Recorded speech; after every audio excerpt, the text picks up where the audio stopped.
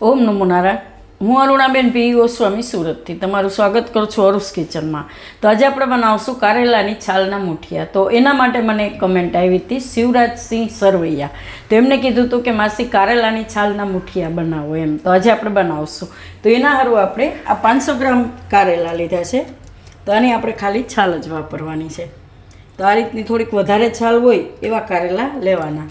આ રીતની ઉપર થોડીક હોય ને એ રીતની. અને બીજું આપણે લોટ લીધા છે. તો થોડાક આપણે એમાં પૌવા નાખીશું, અડધો કપ જેટલા. અને 1 કપ આપણે લીધો છે ઘઉંનો લોટ, રેગ્યુલર રોટલીનો. અને એનાથી અડધો કપ જેટલો લીધો છે ભાખરીનો લોટ, જે ઘઉંનો જાડો લોટ હોય એ. અને થોડોક આપણે લીધો જુવારનો લોટ અને એટલો જ ચણાનો લોટ. તો આ લોટ આપણે 3 ચમચી જેટલો લીધો છે. તો તમે તમારા હિસાબે લોટ વધારે ઓછો કરી શકો એમ. 2 ચમચી આપણે દહીં લીધું છે. અને થોડુંક આપણે લીધું ગોળનો પાવડર. તો કારેલા છે તો થોડુંક મીઠાશ નાખીએ એમ. તો આ ગોળનો પાવડર આપણે લીધો છે. તો તમે એની જગ્યાએ તમે ખાંડ નાખવી તો ખાંડે નાખી શકો ને ગોળે નાખી શકો એમ. ગમે મીઠાશમાં કંઈ પણ તમે નાખી શકો. અને થોડુંક આદું લીધું છે ને 3 તીખા મરચાં લીધા છે. લીમડો લીધો છે વઘાર માટે. અને સફેદ તલ લીધા છે વઘાર માટે. અને લાલ મરચું, તો આને આપણે 2 લાલ મરચાં લીધા છે એ વઘાર માટે. હિંગ અને લીંબુ લીધું છે આપણે થોડાક આપણે લીધા છે મીઠા સોડા, જે બેકિંગ સોડા, ખાવાના સોડા આપણે હોય એ. ને નોર્મલ બેઝિક મસાલા જોહે, હળદર, મીઠું, જીરું, રાઈ એ બધું. થોડાક લીલા ધાણા લીધા છે. તેલ જોહે અને પાણી જોહે. તો પહેલાં આપણે આ પૌવા છે એને ધોઈને થોડીક વાર પલાળી દેવું. તો આ રીતે કોઈ એક વાસણ લઈ એમાં એકવાર પૌવાને ધોઈ નાખવાના. તો આ રીતે એને ધોઈ નાખશું આપણે. તો 1-2 પાણીએ ધોઈ નાખવાના. તો પાણી કાઢીને એને આમનામ આપણે રહેવા દેવું. એટલે એકદમ સરસ પલળી જાય પૌવા આપણા. ને પૌવા પલળે ત્યાં સુધીમાં આપણે બીજી તૈયારી કરી લઈ. તો આ કારેલા છે એની આપણે છાલ કાઢવાની છે. તો આને આપણે ધોઈને જ લીધા છે. તો આખે એમનેમ પહેલાં ધોઈ નાખ્યા છે. તો એની આપણે છાલ કાઢી લેવું. તો તમે ચાકુથી કાઢી શકો અને પિલરથી એ કાઢી શકો, જે રીતે આપણે ફાવે એ રીતે એમ. તો છાલ આપણે કાઢશું કાથરોટમાં જ, જેમાં આપણે લોટ બાંધવાનો છે એમાં જ. તો આમાં આપણે છાલ કાઢી લેવું. તો આ રીતે તમે પિલરથી એ કાઢી શકો, આ રીતની. બસ આ રીતની આપણે ખાલી છાલ જ જોઈએ નહીં. અને આ કારેલા વધે એનું આપણે શાક બનાવી નાખવાનું. તો આજે બપોરે ભરેલા કારેલાનું શાક એમ. તો છાલ આપણે આમાં વાપરી લેવું. તો બધાય કારેલાની આ રીતે છાલ કાઢી લેવું. તો બધી છાલ આપણે આ રીતે કાઢી લીધીશ બધાય કારેલામાંથી. તો હવે આપણે એમાં બીજા મસાલા નાખીશું. તો આદું આમાં છીણી નાખીશું. છાલ આપણે કાઢી નાખીશ.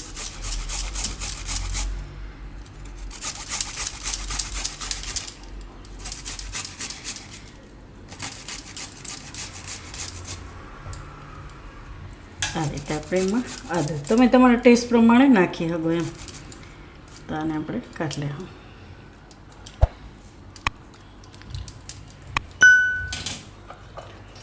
અને મરચાં, તો મરચાં આપણે એમાં નાખી દેવું.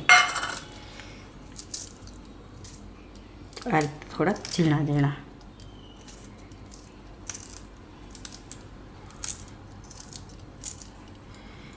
તીખાસ પ્રમાણે તમે નાખી શકો એમ. તો આ મરચાં બહુ તીખા હોય એટલે આપણે 2 થી 3 જ લીધા છે એમ. તો મરચું આપણે આમાં નાખીશું ખાલી કાશ્મીરી. તીખું મરચું નહીં નાખીએ આ રીતે. તેમાં આપણે નાખી દઉં લીલા ધાણા.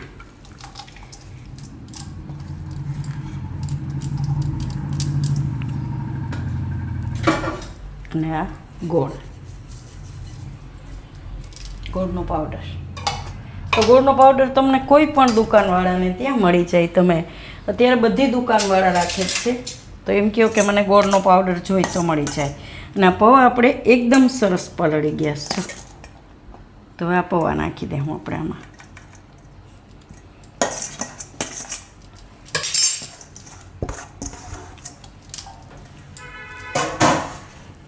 અને દહીં.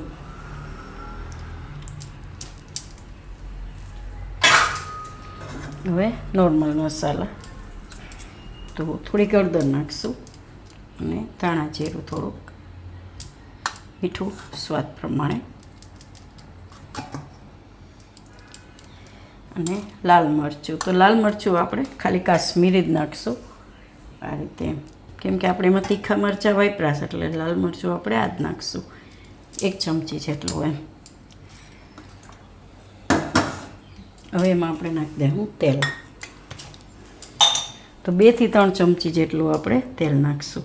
તો મુઠિયામાં થોડુંક આ રીતે તેલ નાખીએ ને એટલે મુઠિયા આપણે ખાઈ ને તો ખાધા પછી આપણે ઘણીવાર કેવું થાય કે આપણે ખાય એટલે મોઢામાં એકદમ ડ્રાય લાગે, આપણે કેમ ડૂચો વળતો હોય એવું થાય, ઘણીવાર મુઠિયામાં એવું થતું હોય. તો થોડુંક આ રીતે તેલનું મોણ નાખીએ ને તો એકદમ સરસ થાય મુઠિયા એમ.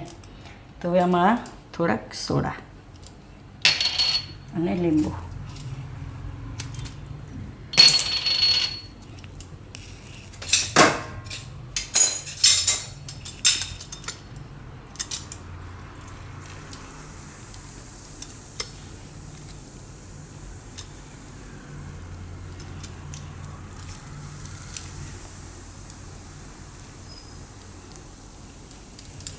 હવે આમાં આપણે લોટ, તો બધા લોટ આમાં આપણે ચારી લેવું. જુવારનો લોટ અને આ બેસન ચણાનો લોટ, ઘઉંનો જાડો લોટ, આ રીતે બધા લોટ આમાં ચારી લેવું આપણે. અને આ આપણે ઘઉંનો લોટ જે નોર્મલ રોટલીનો, તો બધા લોટ આમાં ચારી લેવું. તો લોટ આપણે બધા એમાં ચારી લીધા છે. તો પહેલાં આપણે ગેસ ચાલુ કરી દઈશું, પાણી ગરમ થઈ જાય ત્યાં સુધીમાં આપણે. તો આમાં આપણે પાણી રાખી દીધું છે, પાણીને ગરમ થવા દઈશું. ને આને આપણે હવે લોટ બાંધી લેવું.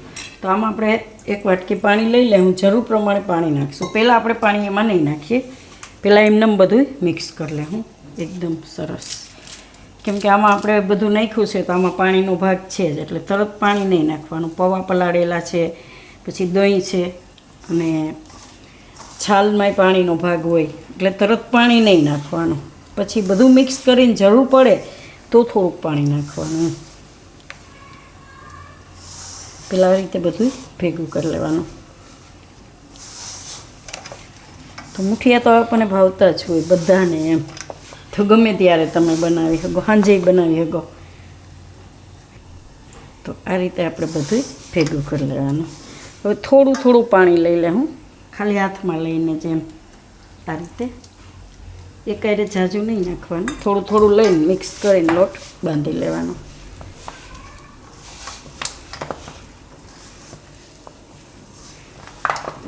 આ રીતે.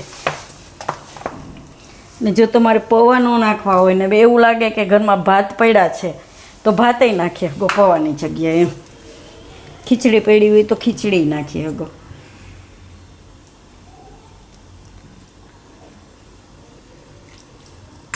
તો અડધી વાટકી જેટલું જ પાણી આપણે આમાં જરૂર પડે, એકદમ સરસ લોટ બંધાઈ જાય આ રીતનો.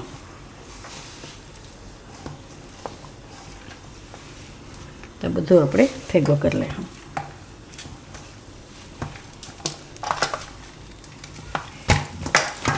આ રીતે.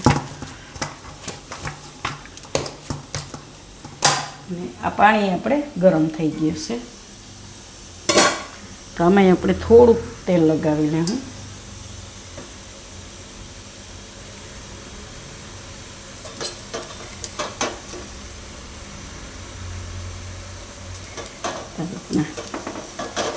એટલે આમાં ચોટે નહીં મુઠિયા.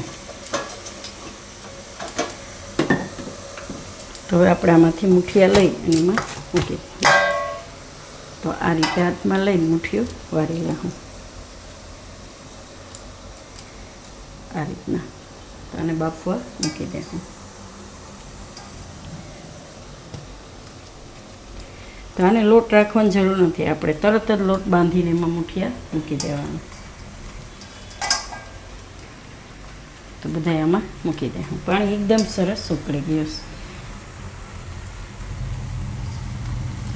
તો બધાય મુઠ્ઠી આપણે આમાં મૂકી દીધા છે. તમે આ રીતે ઉપરા ઉપર મૂકશો તો એકદમ સરસ પાકી જાય એ વરાળથી એમ.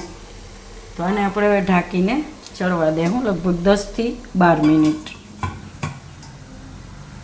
તો આને આપણે 10 થી 12 મિનિટ પકાવી લીધા છે મુઠિયાને. જોઈ લઈએ, જો એકદમ મસ્ત પાકી ગયા, જોતાં જ ખબર પડી જાય. જો આ રીતે ફાટી જાય આ રીતના, અને ચાકુથી જોઈ લેવાનું, આપણે ચેક કરી લેવાનું. પણ જોતાં જ એમ લાગે કે એકદમ સરસ પાકી ગયા છે. આ રીતે ચાકુ અંદર નાખીને જોઈ લેવાનું. તો આમાં લોટ નથી ચોટતો.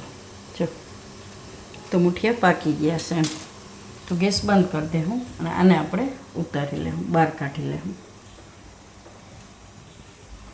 તો આને આપણે બહાર કાઢી લઈશું. તો થોડીક વાર એને આપણે ઠંડુ થવા દેવું, પછી આમાંથી કાઢશું આપણે.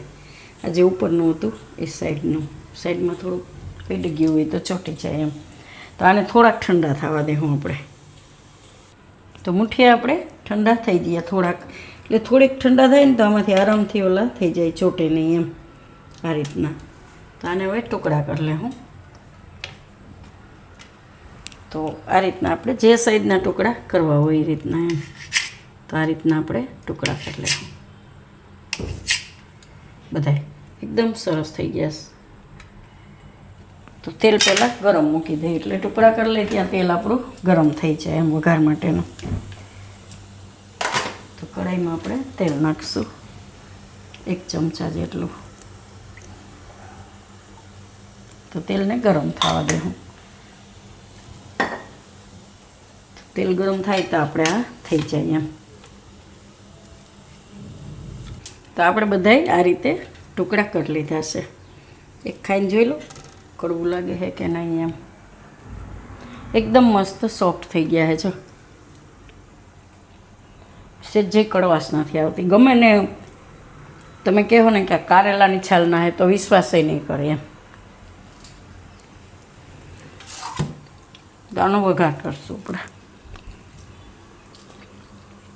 તો તેલ ગરમ થઈ ગયું છે, એમાં આપણે નાખીશું રાઈ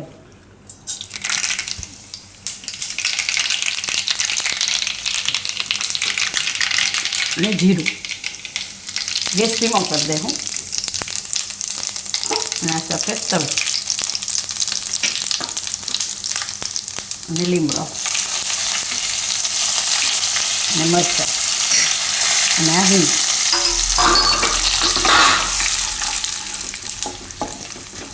આ રીતે થોડુંક લાલ થવા દેવાનું. હવે એમાં આપણે આ મુઠિયા નાખી દેવું.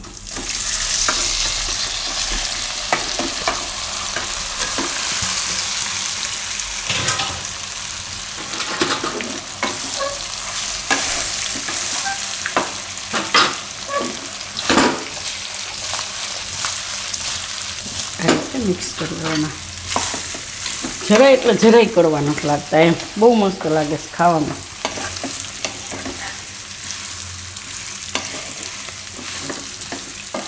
અને જો તમારે કોઈ ડાયાબિટીસવાળા માટે બનાવવું હોય તો તમે એમાં બાજરાનો લોટ થોડોક વધારે નાખી શકો, ઘઉંનો લોટ ઓછો કરી શકો, અને ગોળ નહીં નાખવાનો. તો સેજ કડવાશ લાગશે, બાકી એકદમ ટેસ્ટમાં સરસ થાય એમ. બસ આ રીતે મિક્સ કરી ગેસ બંધ કરી દે હું. હવે નીચે ઉતારી લે હું.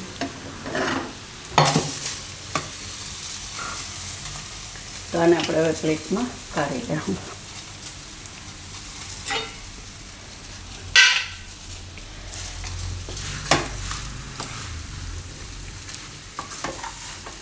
આમાં કંઈ ભેગું નહીં હોય તો આમને ખાવાની મજા આવશે.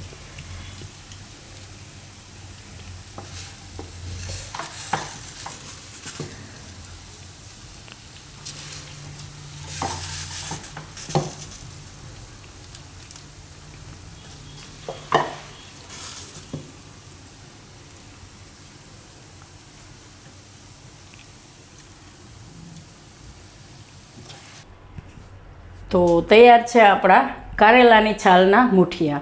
તો જો તમને મારી આ રેસીપી પસંદ આવી હોય તેને લાઇક કરજો, શેર કરજો અને મારી ચેનલને સબસ્ક્રાઈબ કરજો. તો બેલ આઇકન દબાવવાનું ના ભૂલતા એમ. અને આ રેસીપીનું મને કમેન્ટ કરી હતી શિવરાજસિંહ સરવૈયાએ. એમને કીધું તો કારેલાની છાલના મુઠિયા બનાવો માસી એમ. તો તમારે કોઈ પણ રેસીપી જોવી હોય તો મને કમેન્ટ કરીને કહેજો, હું ચોક્કસ બનાવીશ.